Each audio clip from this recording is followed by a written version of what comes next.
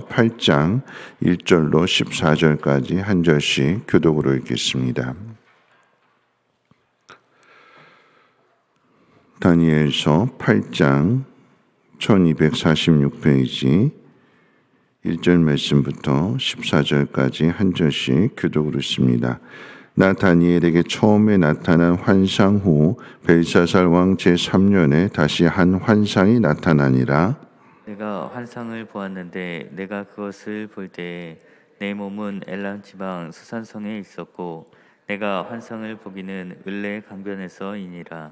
내가 눈을 들어 본즉 강가에 두 뿔 가진 숫 양이 섰는데 그 두 뿔이 다 길었으며 그중 한 뿔은 다른 뿔보다 길었고 그 긴 것은 나중에 난 것이더라.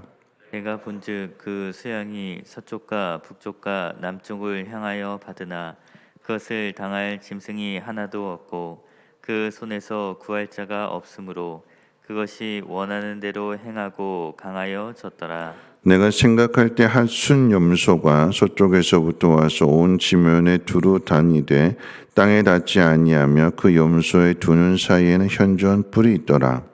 그것이 두 뿔 가진 순양 곧 내가 본 바 강가에 섰던 양에게로 나아가되 분노한 힘으로 그것에게로 달려가더니 내가 본즉 그것이 순양에게로 가까이 나아가서는 더욱 성내어 그 순양을 쳐서 그 두 뿔을 꺾으나 순양에게는 그것을 대적할 힘이 없으므로 그것이 순양을 땅에 엎드러뜨리고 짓밟으나 순양을 그 손에서 벗어나게 할 자가 없었더라.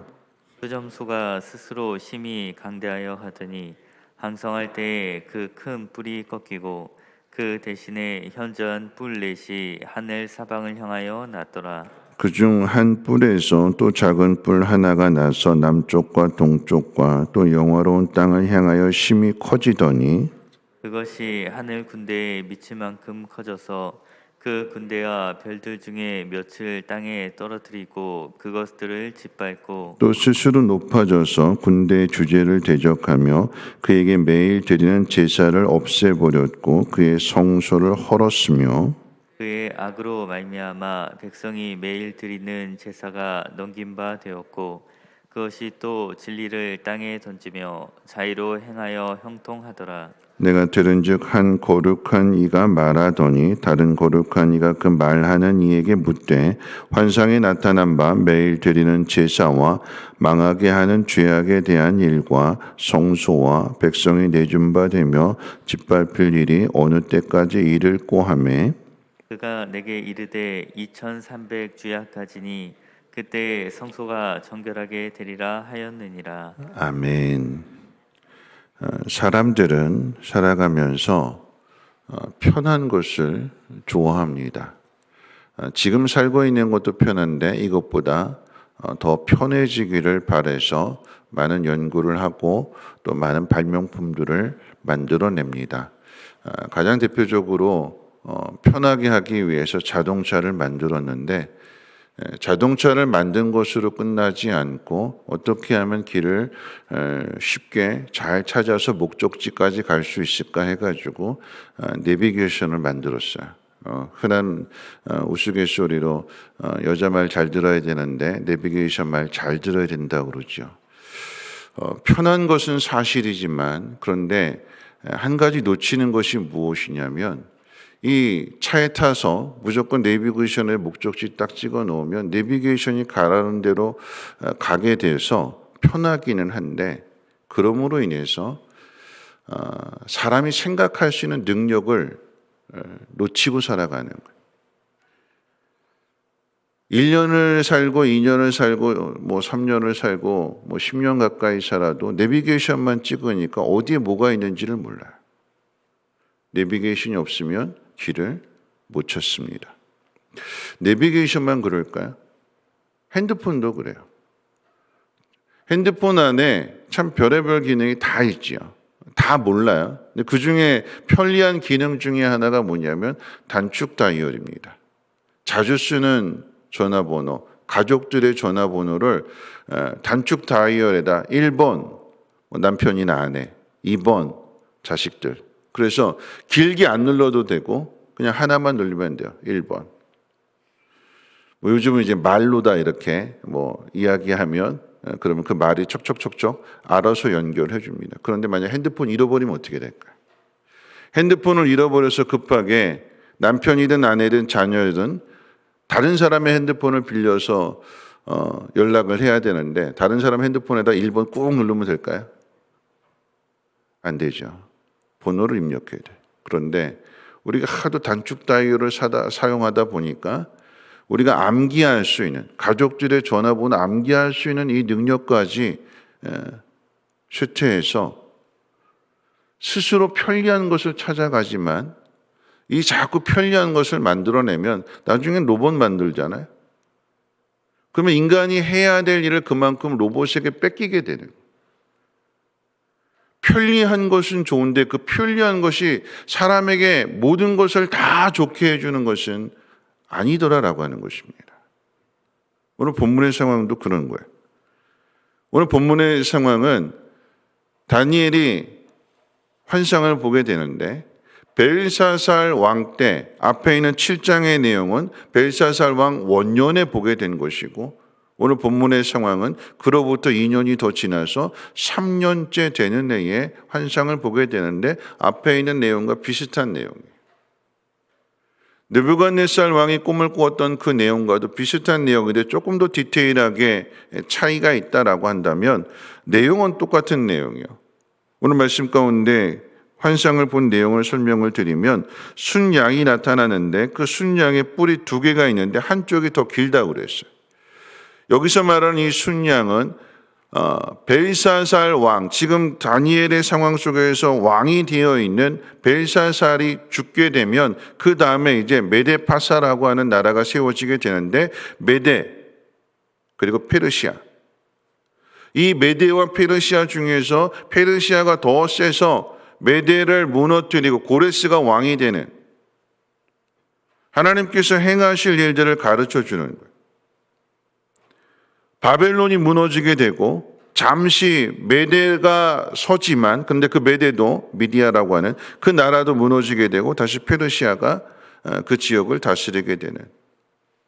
그런데 가만 보니까 또 서쪽에서 순염소가 나타나는데 서쪽에서 오는 이 순염소라고 하는 것은 이 페르시아를 무너뜨리게 되는 그리스를 이야기합니다. 알렉산더, 현저한 뿔이 나타나는데 이 현저한 뿔은 알렉산더 대왕을 가리키는 거예요. 근데 이것도 무너지게 되고 다시 뿔 4개가 돋아나게 되는데 이 알렉산더가 죽고 난 후에 그 나라가 4나라로 나누어지게 되는 것을 가르쳐 주는 거예요. 그 4나라 가운데 알렉산더 죽고 난 다음에 로마가 들어서기 전에 4나라로 갈라지게 되는데 그 중에 하나가 현저하게 또 드러나게 되는데 이 드러난 나라가 안티오쿠스 4세가 예루살렘을 침략해서 거기다가 성전의 모든 것들을 다 무너뜨리고 제우스 신상을 세워놔요. 그리고 나서는 유대인들에게 할례를 금지시킵니다. 성전에서 예배, 하나님께 드린 예배도 못 드리게 하고 할례마저도 금지해요. 만약에 아이가 태어났는데 할례를 행하는 집안이 있다라고 한다면 죽입니다. 잔혹하게 핍박이죠. 성전에서 예배가 하나님 앞에 드려지지 않게 되는 제우스에게 우상에게 제사를 지내는 곳으로 바뀌어졌어요. 168년까지 그 주님 오시기 전까지 168년까지 그 일이 이루어지게 될 때에 예배가 금지된 그곳에서 이제 마카비가 일어나게 되고 마카비가 그것을 혁명을 통해 가지고 다시 잠깐 주권을 되찾으면서 다시 성전에서 예배가 시작이 됩니다. 역사적으로 그 뒤에 일어날 일들인데 하나님께서 다니엘에게 이 환상을 보여주시는 이유가 어디에 있을까요? 실질적으로 이야기한다면 다니엘의 인생 속에서는 겪지 않을 훨씬 뒤에 일어날 일이에요. 다니엘에게 이것을 보여주시는 이유가 어디 있을까요? 우리는 우리 앞에 일어나는 일들에 대하여 환난이죠, 핍박이죠. 우리 인생 가운데 어려움을 당하고 환난을 당하고 핍박을 당하게 될 때 우리는 이걸 어떻게 빨리 이것을 해결할 수 있을까? 어떻게 편하게 잘 해결할 수 있을까? 어제 인터넷 기사에 난 게 뭐냐면 점쟁이가 집을 14채를 샀대요. 점쟁이가. 여러분, 점쟁이가 집을 14채나 샀다라고 하는 그 돈은 다 어디서 난 걸까요? 내일 일을 알고 싶어서 사람들이 다 찾아와가지고 돈 받다 받쳐주고 그 점쟁이한테 내일 일 가르쳐 달라고. 어려움이 있으면 우리는 다 그런 마음 가져요. 앞에 일어날 일들을 알면 훨씬 더 수월하게 가지 않을까? 내비게이션처럼 누군가 가르쳐 주면 그 길로 가면 편하지 않을까? 여러분, 하나님께서 다니엘에게 환상을 가르쳐 주시는 가장 중요한 이유는 무엇이냐면, 보게 되면 다니엘이나 그 당시에 살던 바벨론의 포로로 잡혀와 살던 사람들에게 있어서 훨씬 뒤에 일어나는 일이잖아요. 그 내용에 대해서 이 가르쳐 준 내용 가지고 내일의 삶을 살아가는 데 있어서 그럼 어떻게 해야 되나? 구체적인 방법을 가르쳐 주시는 것이 아니라 오늘 이 환상을 보여주시는 가장 중요한 이유는 7장 어제 살펴본 내용 가운데도 있는데, 하나님께서 우리에게 어려움을 주시지만 그 어려움 속에서 깨닫게 하시는 것이 무엇이냐? 하나님의 주권 안에 있다, 하나님의 다스림 속에 있다라고 하는 것을 가르쳐 주시는 의미로서의 환상이에요. 이렇게 어려운 일을 당하니까 넌 이렇게 해야 된다, 어디로 가야 된다, 누구를 만나야 된다, 이러한 가르침이 아니라 환상을 통해서 가르쳐 주시는 가장 중요한 이유는 옛적부터 계신 이가 옛적부터 계셨다. 그 이야기는 하나님께서 모든 것들을 다 주관하시고 다스리신다라고 하는 얘기예요. 나라가 계속해서 바뀝니다. 어제도 말씀드렸어요. 곡이라고 하는 존재가 계속해서 끊임없이 등장해요. 새로운 존재가. 순양에게 두 뿔이 있는데 하나가 더 강해지고, 근데 그 순양을 무너뜨리는 게 또 순염소가 또 나타나게 되고, 그 순염소도 나중에는 4개 가운데 하나가 더 세지게 되는, 계속해서 바뀌어요. 바벨론, 페르시아, 그리스, 로마. 그걸로 끝날까요? 아니요, 히틀러. 계속해서 끊임없이 악이 존재하고 악이 의로운 사람들을 핍박하고 힘들게 하는데, 근데 그 속에서 우리에게 깨닫게 해주시는 것이 무엇이냐? 그런데 그런 악들은 곧 망하더라라고 하는 거예요. 악은 망하지만 하나님의 뜻은 그 어려움 속에서도 고난 속에서도 하나님의 나라는 망하지 않고 오히려 더 강해지더라. 핍박을 하면 할수록. 로마가 하나님 믿는 사람들을, 그리스도인들을 핍박하면 핍박할수록 그 믿음은 더욱더 강해지더라. 그래서 히브리서 11장의 말씀이 무엇이냐? 세상이 감당할 수 없는 사람들. 톱으로 목을 켜서 죽이고 끓는 기름가마 속에 던져놓고 사지를 찢어서 죽이는 그런 죽음의 위협을 할지라도 죽으면 죽으리라. 이 땅에서의 고난과 이 땅에서의 핍박을 통해서 하나님 나라에 대한 상급이 더 크다라고 하는 사실을 분명하게 믿고 죽음으로써 그 믿음을 증거해 내더라라고 하는 거죠. 여러분, 우리 앞에 고난이 있어요. 생각지도 못한 고난이 찾아올 수 있어요. 그럼 우리가 그 속에서 해야 될 일이 무엇일까? 우리는 자꾸 앞에 일어날 일들을 생각하면서 코치받기를 원해요. 그런데 성경은 앞에 일어날 일들에 대하여 너 이렇게 된다, 이렇게 된다, 이렇게 된다 구체적으로 가르쳐 주시는 것이 아니라 우리 앞에 찾아오는 그 고난, 알 수 없는 미래를 통해서 하나님께서 우리에게 주시는 교훈이 뭘까요? 답이 이미 다 있다라고 하는 얘기예요. 여인의 후손을 통한 구원의 약속을 해주신 그 약속이 어떻게 이루어지는가를 봐라. 앞에 새로운 약속을 주시고 새로운 일들을 이루어주시는 것이 아니라 이미 주신 약속이에요. 그 이미 주셨던 약속을 우리가 믿지 못하고 오늘 주어지는 상황들 속에서 마음이 흔들리고 갈대처럼 이렇게 왔다 저렇게 왔다 그런 모습들 속에서 앞의 일들을 보여주시는 것은 이전에 옛적부터 계신 분이 앞의 일 또한 행하시고 인도하시고 마침내 우리를 건져내시고 구원해 주신다라고 하는 것을 가르쳐 주기 위한 의미에서의 환상이고 예언이지, 만약에 그러면 환상을 보는 사람에게만 하나님께서 특별한 은혜를 베풀어 주시고 불공평하시잖아요. 여러분, 하나님은 공평하신 하나님이세요. 어떻게 공평하신 하나님이 되실까요? 지난 날들을 보니까 하나님 분명하게 약속하셨고 그 약속하신 대로 하나님은 그 일을 이루어 가시는 거예요. 내 앞에 수많은 어려움들이 있을지라도 나를 건져내시고 예수 그리스도를 통한 그 구원의 은혜와 하나님의 영을 내 안에 보내주셔서 보증해 주시고 인쳐 주신 그 약속을 하나님 취소하지 않으시고, 이렇게 이런 수많은 일들이 일어날지라도, 나라가 무너지고 망하고 그런 천지개벽하는 일들이 일어난다 할지라도 하나님의 나라는 무너지지 않는다. 하나님의 약속은 취소되지 않는다. 옛적부터 계시니까 우리를 지키시고 보호하신다. 그러니까 그 수많은 핍박 속에서도 오히려 어떻게 해요? 지하교회를 통해서, 가정에 모이는 교회들을 통해서 계속해서 복음이 전하여지게 되는 것이요, 마침내 기독교인들을 핍박했던 그 나라 로마가 기독교 국가가 되는 것이요, 하나님 그 일을 이루어 가시는 거잖아요. 여러분, 우리나라 역사도 다르지 않죠. 수많은 어려움들을 당했어요. 일제감정기도 당했고 6.25도 당했고 IMF도 겪었고 지금은 또 코로나도 겪고 있고 수많은 위협을 당합니다. 예배 드리지 말라고 합니다. 모이지 말라고 합니다. 그런데 회복되잖아요.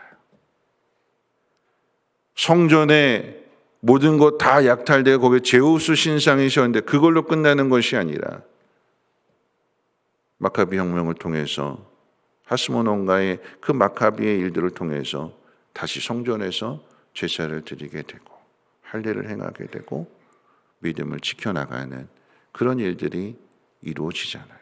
오늘 이것이 우리에게 소망이 되어서 내 앞에 있는 일들 알지 못하지만, 근데 환상을 보여주시는 것은 점쟁이 찾아가가지고 이렇게 하라고 하는 것이 아니라 하나님의 약속을 믿고 예수 그리스도를 통해서 보여주신 그 하나님의 사랑을 믿고 그 하나님 앞에 모든 것들을 맡기고 하나님 기뻐하시는 그 믿음을 나타내라라고 하는 것입니다.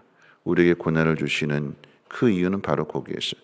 미래의 일들이 아닌 우리의 지나온 날들 속에서 내 인생을 어떻게 인도하셨는가, 하나님에 대한 그 약속의 말씀을 붙들라라고 하는 것이고, 또한 우리 앞에 주어진 이 수많은 고난 통해서 우리가 해야 될 일이 무엇일까요? 내 믿음을 점검하고 내 부족함을 깨닫고 구하여서 믿음을 굳세게 하는 그 일에 우리가 더욱 힘써야 될 것입니다. 믿음이 없이는 하나님 기쁘시게 하지 못한다고 하였기에 오늘 이 하루의 삶도 하나님을 믿는 믿음 안에서 하루하루 순종하며 하나님 앞에 영광을 돌리시기를 주님의 이름으로 축원을 드립니다. 우리 찬송가 493장 찬송하신 후에 함께 기도합니다.